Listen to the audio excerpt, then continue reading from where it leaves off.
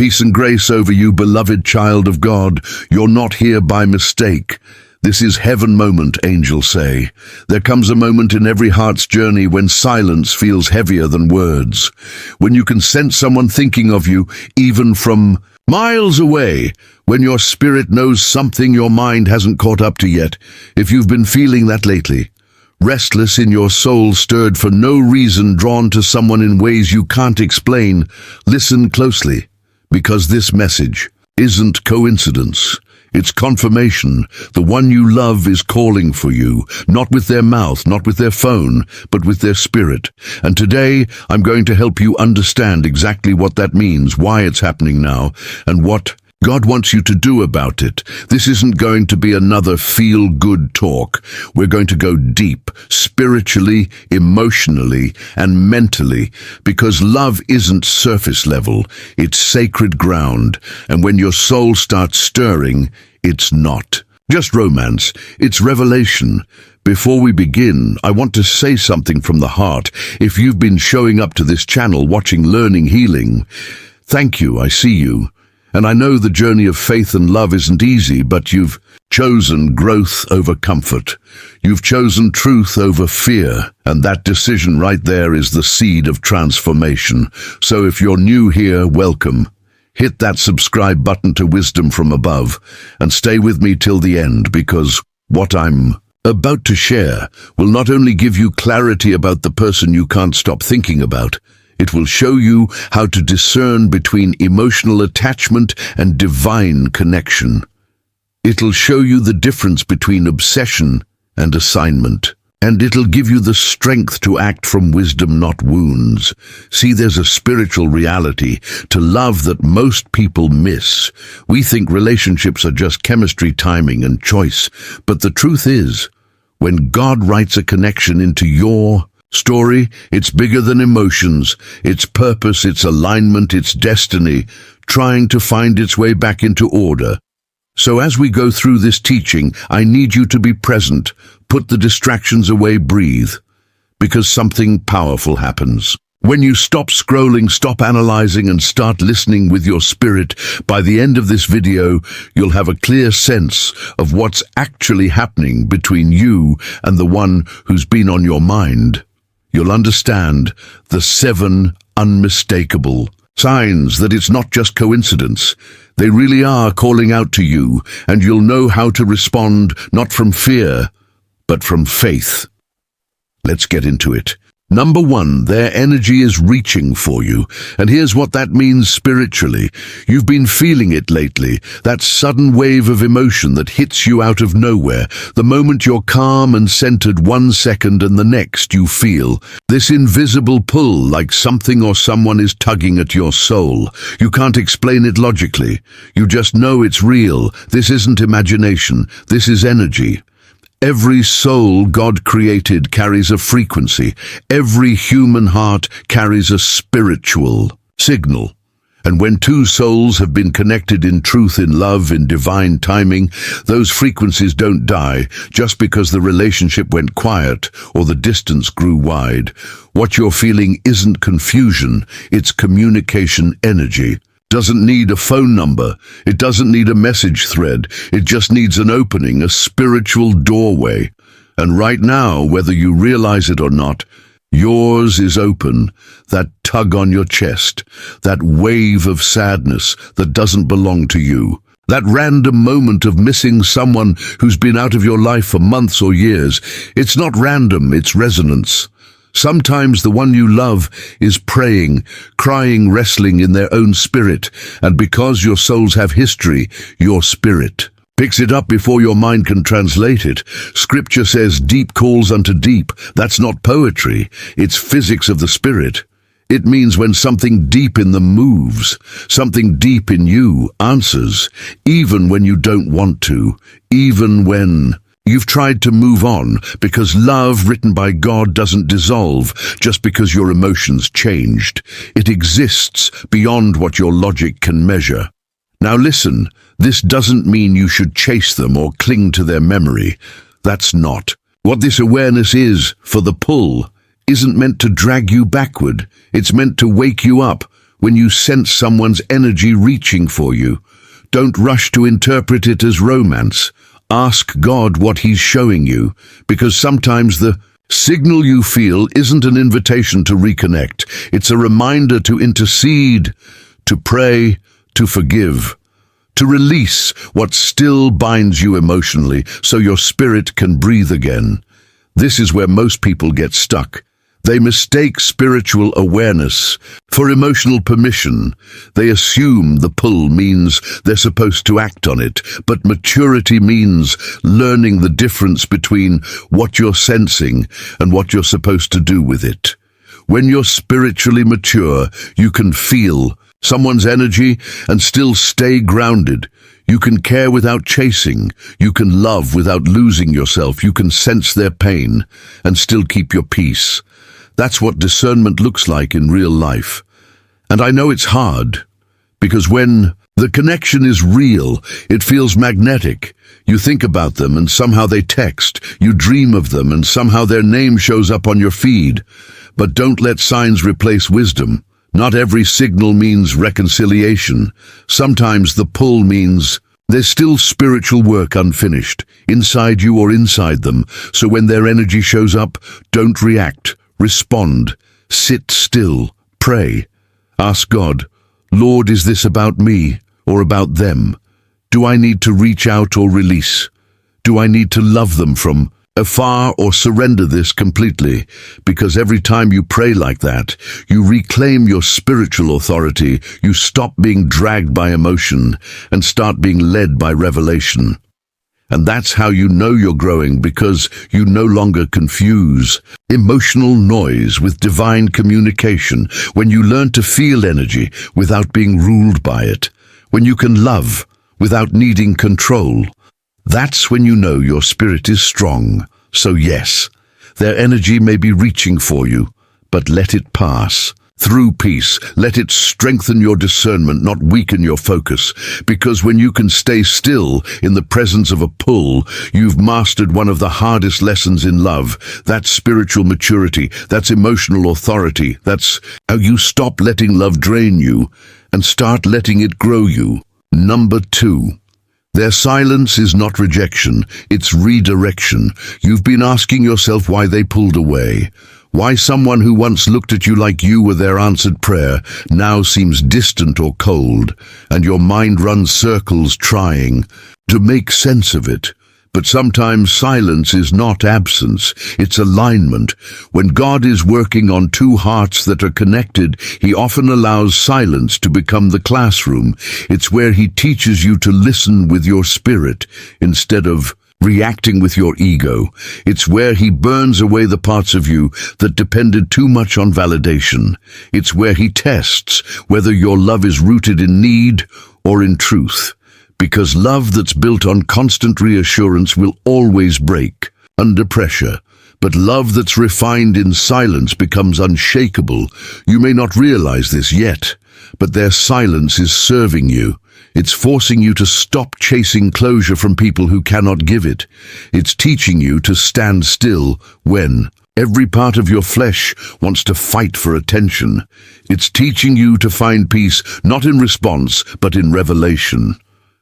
Sometimes the person who went quiet isn't rejecting you. They're being repositioned. They're being stretched. They're being called into their own healing. And if you interfere too early, you interrupt what God is trying to build in both of you. Let them be silent. Let them process. Let them wrestle with what they need to face.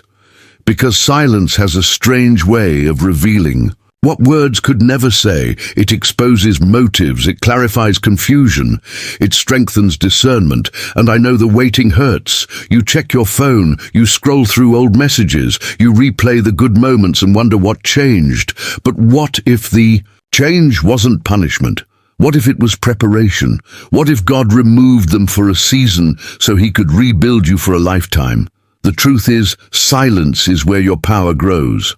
When you stop chasing answers from others, you start hearing answers from God. When you stop begging for closure, you start discovering peace that no conversation can steal. Scripture says, "Be still and know that I am God." Stillness is not weakness. It's warfare. It's choosing to stand firm when your emotions scream. Move. It's trusting that even when you can't see progress, God is still writing purpose. So instead of filling the silence with worry, fill it with worship. Instead of replaying what they didn't say, remind yourself of what God already promised. That you are chosen, that you are loved, that your worth was never dependent on their attention. Their silence may feel like rejection, but it's actually divine protection. You don't need to chase what's divinely paused. If it's yours, it will. Return in order and peace, not confusion and chaos. When the connection is real, silence doesn't destroy it. It refines it. It separates the surface from the sacred. It removes the noise so truth can speak. And maybe that's what's happening, right? Now God is quieting the noise so you can hear His direction clearly. He's removing distractions so He can realign both hearts with purpose. So don't interpret silence as the end. See it as the middle of a transformation, the space where God is, working unseen, the pause before restoration or redirection. If it's meant to come back, it will, but if it doesn't, you'll still rise stronger, because what silence really gives you is power, the power to stand, the power to heal, the power to release. Without resentment, so next time the silence feels unbearable, remember it's not rejection, it's God resetting your story. Number 3, healing begins the moment you stop chasing what hurt you and start blessing it for what it taught you. Because love was never meant to leave you broken. It was meant to reveal what was already unhealed inside of you. Every heartbreak, every unanswered prayer, every season of waiting has been shaping your identity, not stealing it. Forgiveness is not pretending it didn't hurt. It's saying, I release you so I can finally breathe again. When you hold bitterness, it blocks the flow of new love. You think you're protecting yourself, but you're only building walls that keep grace out. So breathe, let go. Say to yourself, I am not what they did to me. I am what God is doing through me. There's power in remembering that your worth was sealed before anyone ever loved you. You were chosen before you were noticed. You were called before you were complimented. When you root your identity in that truth, no rejection can shake you. Because you finally understand that love isn't supposed to complete you. It's supposed to complement who you already are. This is where faith in divine timing comes alive. Because when you truly know who you are, you stop begging for what's not ready. You stop asking why it hasn't happened. Yet and start trusting that God's silence is strategy. He is not withholding love from you. He is preparing love for you. He is aligning hearts, arranging healing, building strength in secret. And sometimes that means delay. But delay is not denial. It's divine design. Look back at your life for a moment. Every disappointment that once broke you became the doorway to a higher version of yourself. Every closed door saved you from something smaller than what you were praying for. So right now, even if it hurts, trust that this too is working in your favor. You are not being punished. You are being positioned, but you have to discern. Not every connection that feels deep is divine. Not every spark is spirit-led. Some people are assignments. Some are distractions. And without discernment, you'll mistake emotional intensity for spiritual intimacy. The counterfeit always comes before the real because it tests your growth. It asks, are you still ruled by loneliness or are you guided by wisdom, discernment? Isn't suspicion its peace? When something is real, peace stays even in uncertainty. When it's counterfeit, confusion reigns, even when the chemistry feels strong. So stop forcing what keeps you anxious. God's love never demands you abandon your peace to prove your devotion. Healing, forgiveness, identity, timing, discernment. They all work together like the rhythm of your heartbeat. You can't heal without forgiving. You can't forgive without knowing who you are. You can't walk in identity without trusting divine timing. And you can't trust timing without discernment guiding your steps. So let this be your turning point. Forgive them and thank God for the lesson. Love yourself enough to wait for what aligns, not just what arrives. Believe that divine timing is not late, it's perfect. And trust that when love returns, it will not require you to shrink to be chosen. You are not behind. You are being built. You are not unloved. You are being preserved. You are not forgotten. You are being refined for something that matches your healed heart. So lift your head, breathe, release.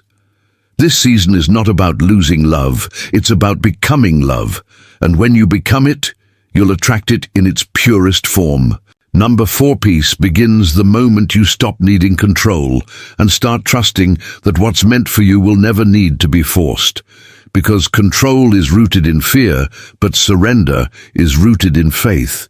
You can't receive what you keep trying to manipulate, and you can't rest while you're still wrestling with what God already resolved. Sometimes the waiting isn't about what's coming, it's about who you're becoming. God won't give you what you're not yet able to carry with grace.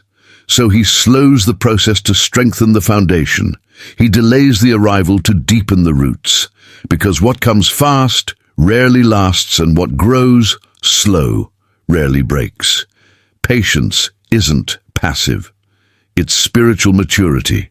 It's saying, I don't need to rush what's divine. I can rest, even when I don't yet see the reason. Because faith doesn't need proof, it just needs presence. Don't confuse movement with progress. Some people are running from pain, not running toward purpose, healing. Take stillness. Wisdom takes silence, and clarity comes when you stop chasing closure and start creating peace. The truth is, God doesn't always calm the storm. Sometimes he calms his child instead, because peace was never about perfect conditions. It was about a settled spirit in shifting seasons. When you trust his timing, you stop fearing his pauses. When you trust his heart, you stop questioning his hands. So breathe again. You don't have to figure it all out to be faithful. You just have to stay open.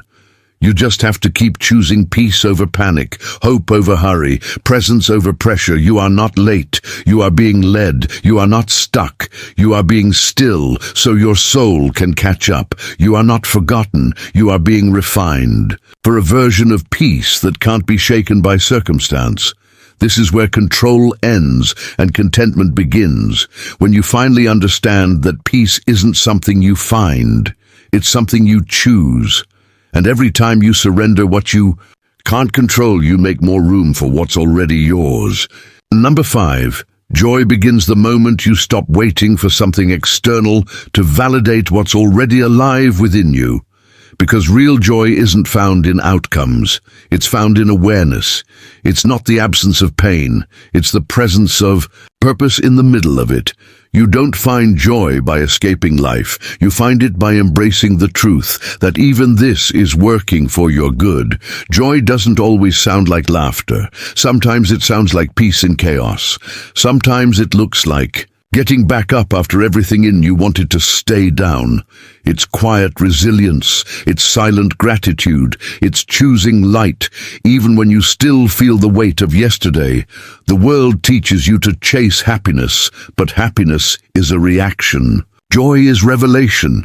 Happiness depends on what happens. Joy depends on what's happening inside of you. And when your joy is rooted in divine truth, no disappointment can uproot it.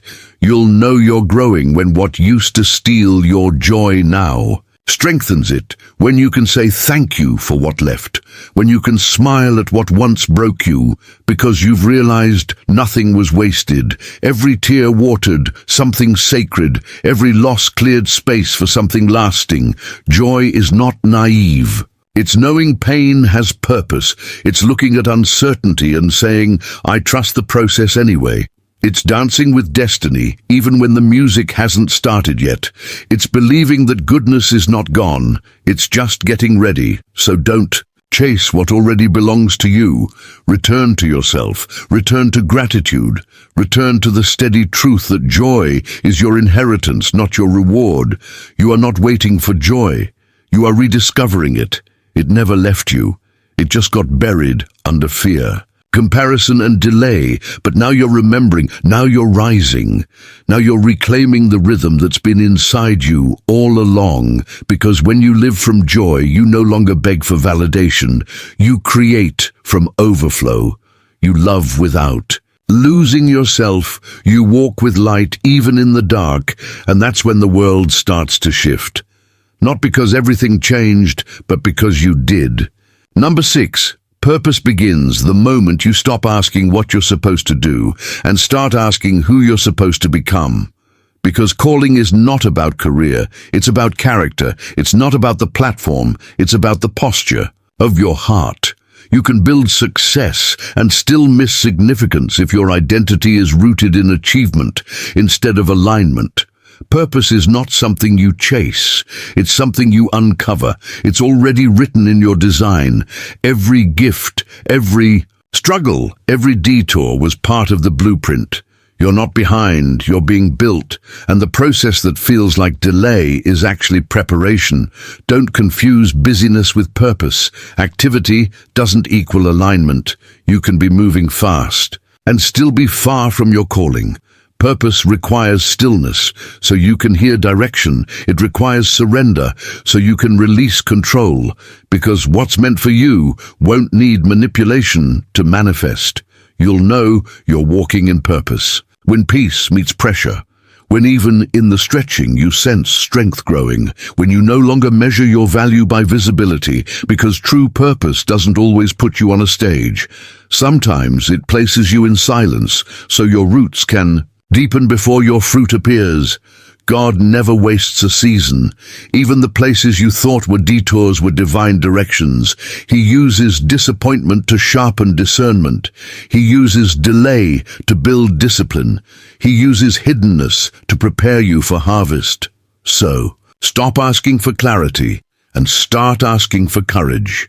Because purpose rarely comes with full instructions. It comes with an invitation to trust, and every step of obedience reveals the next piece of the vision. You don't have to have it all figured out. You just have to be faithful with what's in front of you. Speak when he says speak. Move when he says move. Rest when he says wait, because purpose isn't proven by pace, it's proven by peace. You are not lost. You are being led. You are not unseen. You are being shaped. And everything that once felt like confusion will one day make sense in hindsight. Because what God authors, he finishes, and what he begins in you, he intends to bless through you. So keep walking, even when the path feels hidden. Keep trusting, even when the vision feels delayed, because purpose doesn't just find you, it unfolds through you. Number 7, faith begins the moment you stop needing to see the outcome to believe in the promise.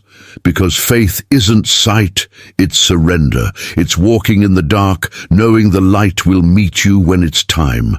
It's trusting that even the silence has purpose, and even the waiting holds wisdom. Faith is not pretending everything is fine. It's choosing to believe even when everything isn't. It's the quiet strength that whispers, God is still good, when nothing feels good. It's the steady heart that says, I don't understand it, but I know it's for me, not against me. You don't need to know how it will happen to trust that it will. Faith thrives in uncertainty. It grows in the tension between what you prayed for and what you see, because that's where dependence is born.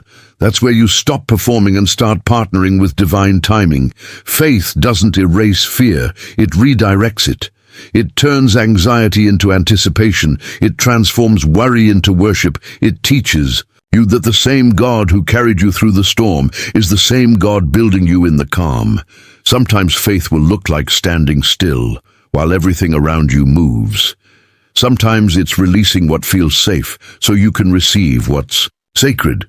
And sometimes it's holding on to a promise long after people told you to let it go, because real faith doesn't quit when it's quiet. It anchors deeper. When God seems distant, it's not punishment, it's preparation. He hides, not to abandon you, but to strengthen your sight, because if you can trust his hand when you can't trace his plan, you've learned the essence of faith. So breathe. Don't rush what's holy. Don't force what's forming. Just trust that every unanswered prayer is being written into something better, and every closed door is divine direction, not rejection. You are not waiting alone. He's in the waiting with you. He's in the questions, the pauses, the quiet breakthroughs. Faith is not just believing for a miracle. It's becoming the kind of heart that can hold one. You are stronger than the waiting. You are wiser than the fear.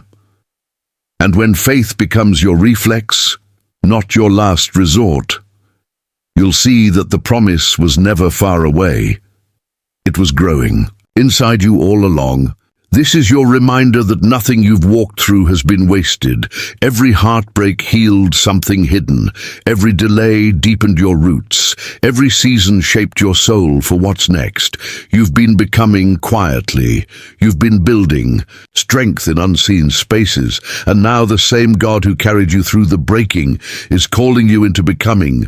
No more shrinking. No more settling. No more second guessing what's already been spoken over you. You are ready for what's been ready for you.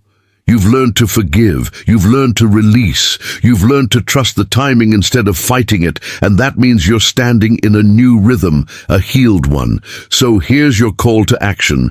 Choose to walk in what you know now. Choose healing over hiding, peace over panic, faith over fear, purpose over performance, joy over judgment.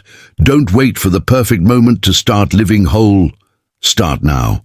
Start with what's in your hands and what's in your heart. Start by blessing what broke you and building from what's left, because you are no longer waiting for divine alignment. You are walking in it. Lift your head, breathe again, speak life into yourself, move forward with grace and conviction. And remember, you are not behind. You are becoming. You are not broken. You are being rebuilt by love. Go live like you believe that. Amen.